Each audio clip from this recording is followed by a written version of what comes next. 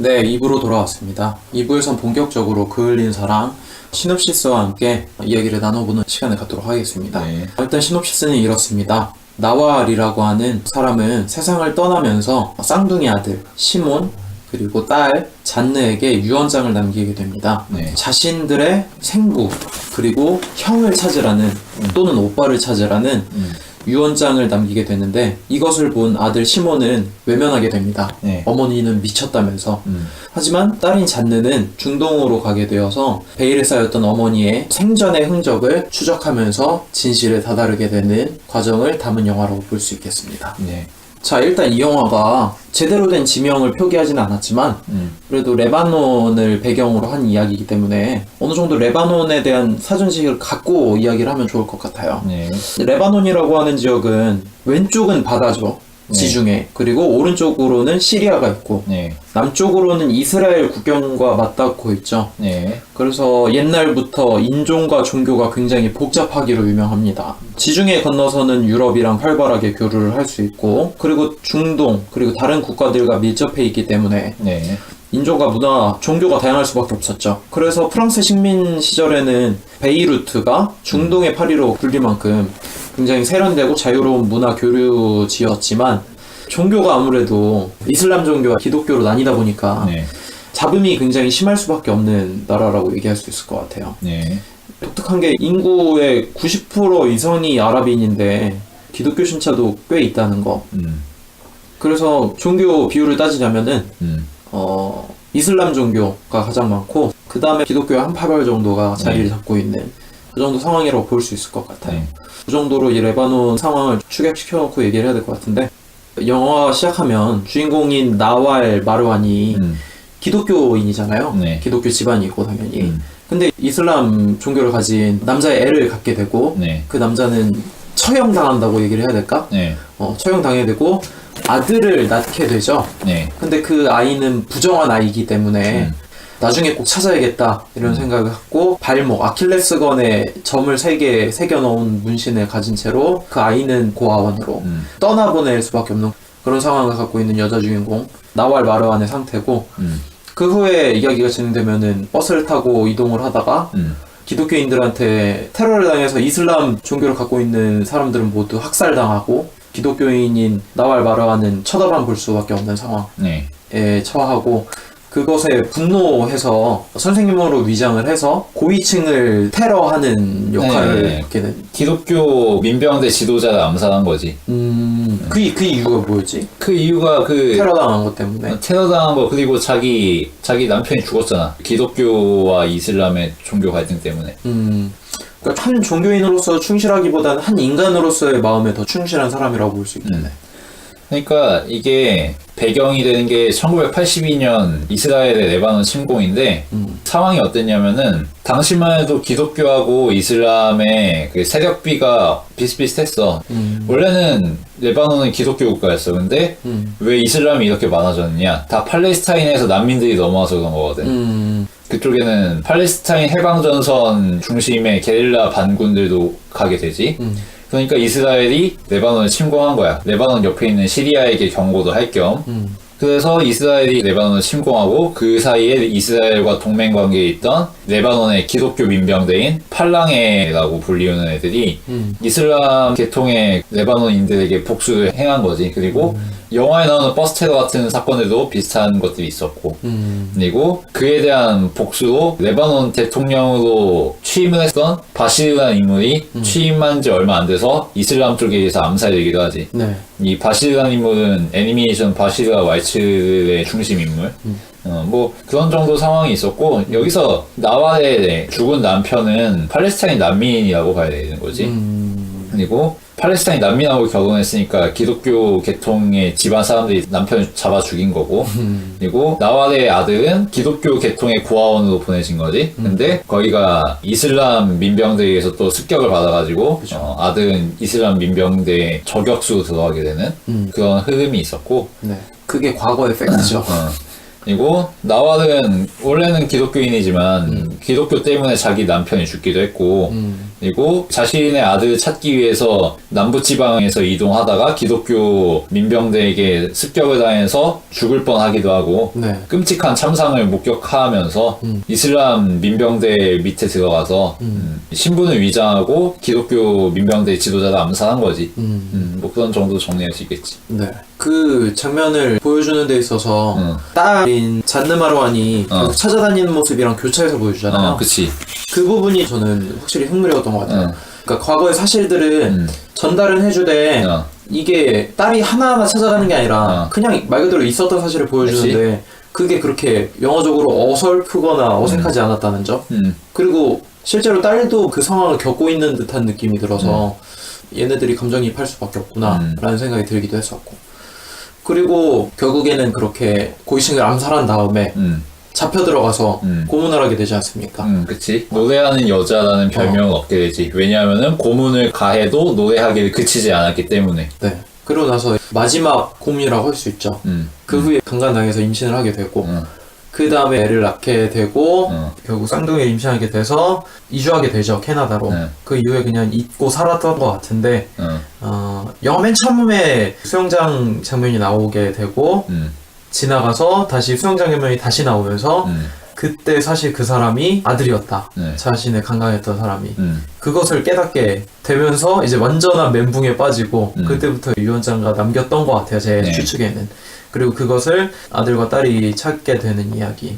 그 정도로 내용을 정리할 수 있을 것 같습니다.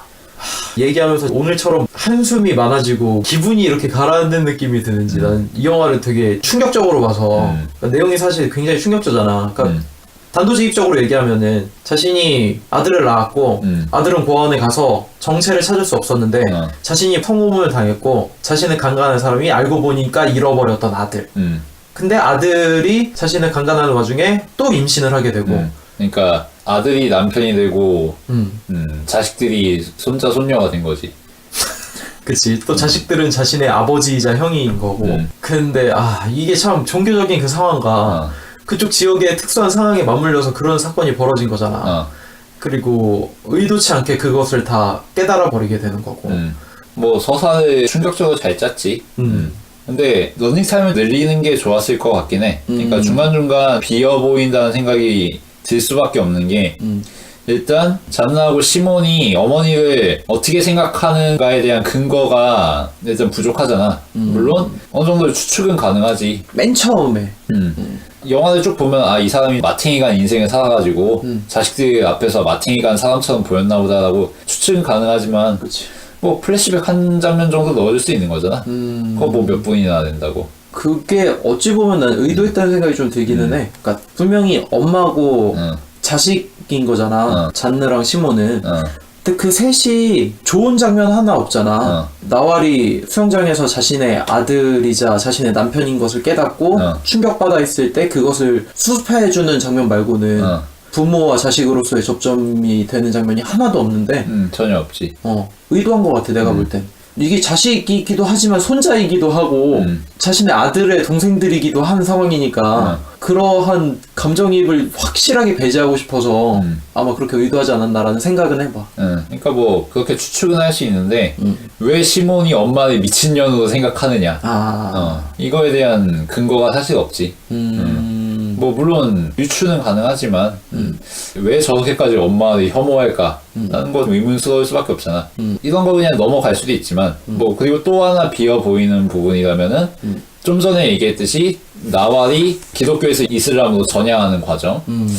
사실 빈약하다는 생각이 들긴 해. 물론 버스 테러 자체가 굉장히 충격적인 사건인 건 맞고 남편의 죽음도 트라우마가 될 법한 사건이긴 하지. 근데 그게 이슬람으로 전향해가지고 기독교 민병대 지도자를 암살할 정도의 사유는 사실 안 되는 것 같아.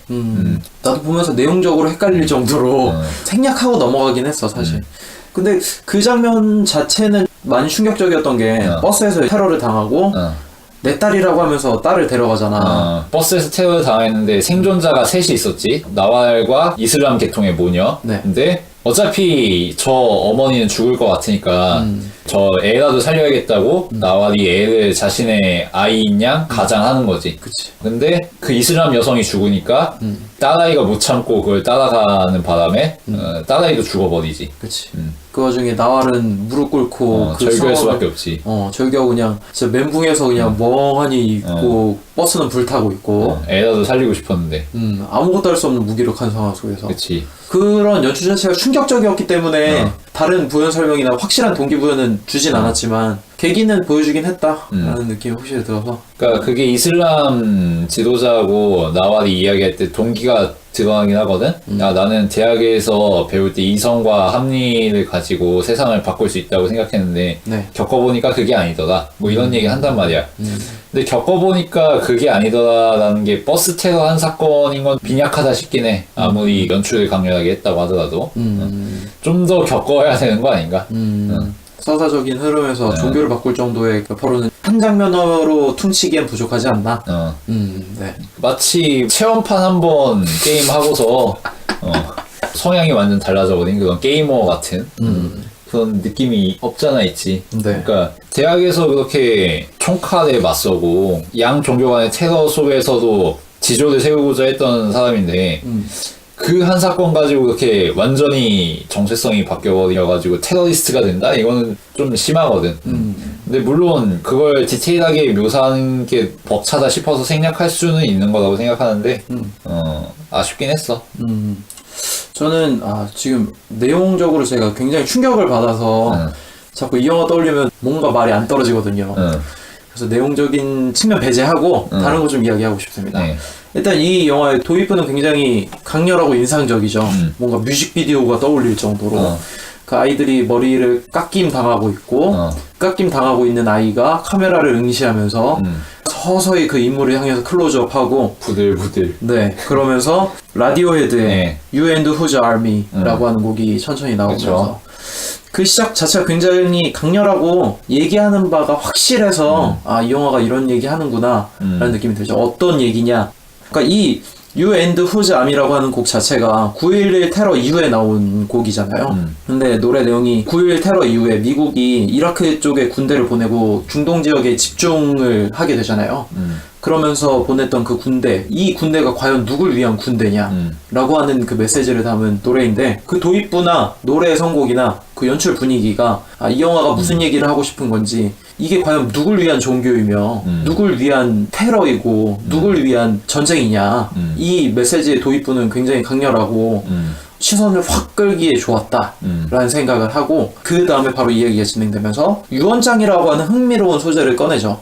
그리고 나서 쌍둥이 남매라고 하는 두 사람이 유언장을 받아들고 이게 무슨 개소리냐 라고 하는 시작부터는 흥미로웠기 때문에 도입부는 굉장히 마음에 들었습니다. 저는. 비문도 세우지 말고 나체로 장례를 치러라 이러니까. 네, 세상에 미친년 같이 당연히. 세상의 모든 힘듦을 자기가 다 짊어지고 살아야 되기 때문에 그 땅에 엎드려서 자기를 그냥 묻으라고 하잖아요.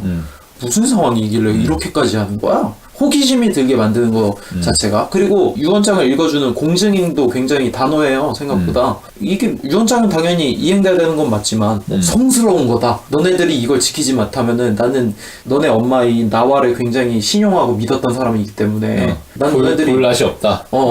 그치. 그런 거에 의해서 추측도 하게 되고 호기심도 갖게 되고, 이게 무슨 사연이 있길래 이럴까? 라고 하는 도입부가 마음에 들었습니다, 전. 그러면서 세팅해주는 게 하나 있지. 이론 수학. 맞습니다. 이론 수학이라는 소재를 꺼낸단 말이야.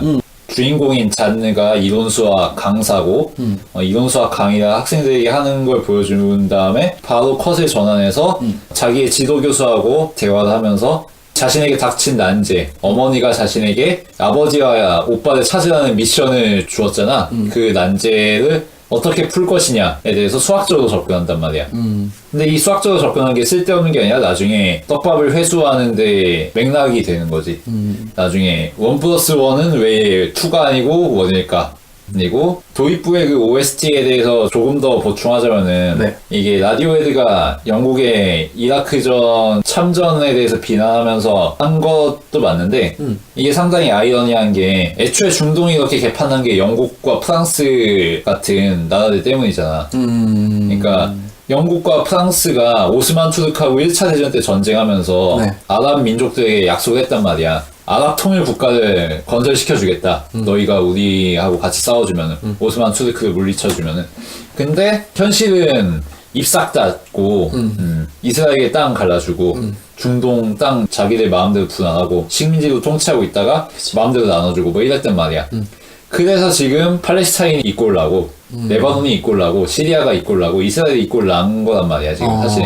영국과 프랑스 같은 나라들 때문에. 근데 지금에 와서 또 이라크로 파병하느냐라는 걸 라디오 헤드가 공격했다고 볼 수도 있는 거지. 근데 또 하나의 맥락이 뭐냐면은 이 영화 보면은 계속 레바논 현지, 물론 레바논이라고 특정 지어주진 않지만 네. 이 중동 지역의 현실과 캐나다, 퀘벡, 프랑스어를 사용하는 이 지역의 현실을 계속 대비시켜준단 말이야. 마치 이 퀘벡 지역 혹은 프랑스 문화권이 이 레바논이라든가 중동 지역의 사태에 대해서 책임이 있다는 듯이 그리고 우리들의 시간은 여기서 계속되고 있다는 듯이 그런 식으로 얘기를 해준단 말이야. 그런 점에 있어서도 이 도입부의 음악이 뭐 드니 빌레브가 거기까지 의도했는지는 모르겠지만 의도를 했든 안 했든 상당히 의미심장한 지점을 찌르고 있다라고 생각해. 단순히 전쟁의 참상을 비난하거나 비판하는 이 수준이 아니라 프랑스 그리고 캐나다, 퀘벡 그리고 중동, 레바논 이것들의 역사적인 맥락을 함축하는 그런 선곡이었다고 생각하거든. 그런 대비나 저기 있는 공간이 여기도 있다. 그런 소재로서 수영장과 불타는 버스의 이미지도 그치. 일맥상통한 것 같아요. 불타는 버스의 장면은 레바논 그 지역의 당연한 그 상징인 거고 주인공인 나왈이 결심하게 된 계기이기도 하고. 그치. 근데 그런 것들이 다 사라지고 이제 끝났어. 그리고 이제 자신이 사는 지역에 수영장으로 오게 되죠. 말 그대로 거긴 물이잖아. 불이 아니라. 그치. 그런데도 불구하고 물이라고 하는 화합이나 평화를 의미할 수 있는 그 장소에서 오히려 자신을 강간했던 사람이 아들이라고 하는 그 사실을 깨닫게 되면서 분노에 연쇄되는 이야기는 계속해서 이어지는 장면인 거죠. 그래서 불과 물의 대비의 느낌도 있었지만 물이라고 다 물이 아니다. 결국 불이라고 하는 그 분노가 물이라고 하는 다른 지역에도 충분히 이어질 수 있는 상황인 거다. 그런 느낌이 들어서 굉장히 대비가 괜찮다라는 생각이 좀 들었습니다. 그리고 또 한 가지 포인트를 짚자면은 이 영화의 진행 자체가 레바논의 이야기를 캐나다 퀘벡으로 끌고 들어오는 작품이잖아. 파이 이야기하고 비교할 수가 있지. 파이 이야기. 파이 이야기 같은 경우에도 인도에서 태평양을 건너오면서 죽을 뻔한 고비를 넘겨오면서 간신히 살아남아서 캐나다로 들어간 파이라는 인물이 캐나다인에게 들려주는 이야기잖아. 그치. 그런 맥락하고 비슷한 거지. 요즘에 세계 문학이나 세계 영화나 세계 예술 같은 거 보면은 제3세계 혹은 과거에 식민지 통치를 받았던 국가들의 서사나 예술들을 식민 통치를 했던 나라들로 끌고 오는 그런 경향이 있거든. 마치 과거에는 식민지로부터 원료라든지 인력이라든지 이런 것들을 끌고 왔다면은 지금은 식민지로부터 오히려 서사들을 빌려오고 있다는 이런 느낌을 줄 정도로. 왠지 그 얘기 들으니까 그것마저도 약탈한다는 느낌이 드네. 뭐 그렇게 볼 수도 있지. 약탈한다고 볼 수도 있고 혹은 식민지의 역습으로 볼 수도 있는 거지. 그런 중의적인 측면이 있을 수 있는데 이 영화 같은 경우도 비슷하다는 거지. 뭐 아까 했던 얘기랑 비슷한 건데 레바논의 서사가 지금 캐나다로 이어지고 있다는 그런 이야기를 하고 있다고 볼 수도 있는 거지. 파이 이야기처럼. 네. 그러니까 이 영화는 결국엔 종교 싸움에 대한 이야기잖아요. 기독교와 이슬람 종교에 대한. 근데 그 시대를 살아가고 있는 한 개인이 휘말리면서 겪게 되는 이야기라고 볼 수 있는데 어려운 것 같아요. 그러니까 그 당시에 있던 사람이 그걸 통해서 연극을 만들었고 그 영화를 통해서 드니 빌레브 감독이 이거는 내가 만들어야겠다 라고 생각을 해서 그 연극을 잘할 수 있는 사람, 그곳에 있는 사람, 그곳에 출신의 사람을 등용을 해서 만든 영화인 거잖아. 그들의 영화이긴 하지만 결국 우리한테도 상통하는 면이 있다는 점에 있어서 그 지역만의 이야기가 아니라는 생각이 드는 거지. 그래서 이 영화에서 강조하는 메시지가 아까 이론 수학 얘기하면서도 나왔지만 1 더하기 1은 1이라는 거잖아. 쌍둥이도 하나고 캐나다와 레바논도 하나고 아버지와 아들도 하나라는 이런 메시지를 던져주면서 집약시키지. 그런 것도 인상적이고 결국은 다른 게 아니라 하나라는 얘기는 세계 각지 어디에도 적용될 수 있다는 이야기하고도 상통하잖아. 근데 그 얘기 들으면서 결국 기독교나 이슬람교나 그치, 또 하나지. 그치 유대교나 결국 아브라함 계통의 종교라고 하지. 그치 시작 자체는 비슷한 거잖아. 근데 그 중에서 인정하느냐 인정하지 않느냐 이것을 어떤 측면으로 볼 것인가 뭐 선지자로 볼 것인지 신으로 볼 것인지 그런 거에 따라서 갈리게 된 건데 그치. 그거를 마치 쌍둥이처럼. 그렇지 쌍둥이라고 볼 수 있지 당연히 시작이 같으니까. 그래서 이거는 당연히 하나라고 생각해야 되지 않을까라는 생각이 드는 거지. 그런 데 있어서 이 어머니의 태도는 마치 신 같다라는 생각도 들었어 나는. 어머니가 뭐 어떻게 할 거야? 누굴 죽일 거야? 뭐 인정하지 않을 거야? 그럴 수 없잖아. 다 자기 뱃속에 나온 사람들이잖아. 그치. 그러니까 어머니의 태도가 신 같다라는 얘기를 한 거는 둘 다 인정을 해준 거잖아. 뭐 남편이자 아들로서 그리고 쌍둥이는 당연히 자신의 자식들로서 그런 게 신의 태도가 아닐까, 그런 게 모든 걸 덮을 수 있는 사랑의 태도가 아닐까라는 생각을 좀 해봤어. 그런 얘기 있잖아. 막 동성애자는 자연의 섭리에 거스르니까 뭐 그런 얘기 있으면은 그런 짤방 있어. 뒤에서 뭐 하나님이 닥치고 서로 사랑하라고 이 새끼들아 뭐 그런 짤방 있잖아. 그래서 그런 이야기 좀 쉽게 얘기한 거긴 하지만 그런 태도가 전체적으로 보여서 이 영화가 분명 참 보는 사람으로 하여금 할 말을 잃게 만드는 스토리이긴 하지만 그것마저도 포용할 수 있는 자세나 그런 마음들이 흔히 말하는 신이 우리를 따뜻하게 바라볼 수 있는 그런 사랑에 대한 이야기가 아닐까라는 생각을 해봅니다. 그러니까 사실 자신의 아들이 자신의 강간에서 그 사이에서 쌍둥이가 출생되었다 라는 소재는 굉장히 위험하단 말이야. 그치. 이거 그냥 중2병 웹툰 소재로 가기 딱 좋은 거야. 근데 이거를 회수한 방식이 상당히 적절했지. 편지라는 방식, 그리고 그 이전에 쌓아져 왔던 뭐 1+1은 2가 아니라 1이다, 뭐 이론 수학적인 접근법이라든지 그런 게 하나하나 차곡차곡 쌓인 다음에 편지라는 방식으로 회수가 되니까. 그리고 편지도 하나가 아니라 둘이지. 사실은 그 편지는 또 하나라는 거. 그런 식으로 처리를 하면서 어떤 식으로 이 라왈이라는 인물이 자신에게 닥쳤던 일련의 사건들, 그리고 니하드라는 아들이자 강간범을 받아들일지 잘 갈무리했다는 생각이 들어서 위험한 소재를, 중2병 되기 딱 좋은 소재를 성숙한 태도로 마무리했다라는 생각이 들었어. 그치. 사실 이런 소재를 영화로 만들면은 이 감독 미친 새끼 아니야? 약간 이렇게 생각할 수도 있잖아. 그리고 자극적으로 표현하면은 얼마든지 정말 충격적으로 자극적으로 만들 수 있는 소재이기도 하고. 근데 이 영화는 정말 진실, 팩트는 하나 있잖아. 자신이 낳은 아들이 자신을 강간해서 쌍둥이를 낳게 만들었다.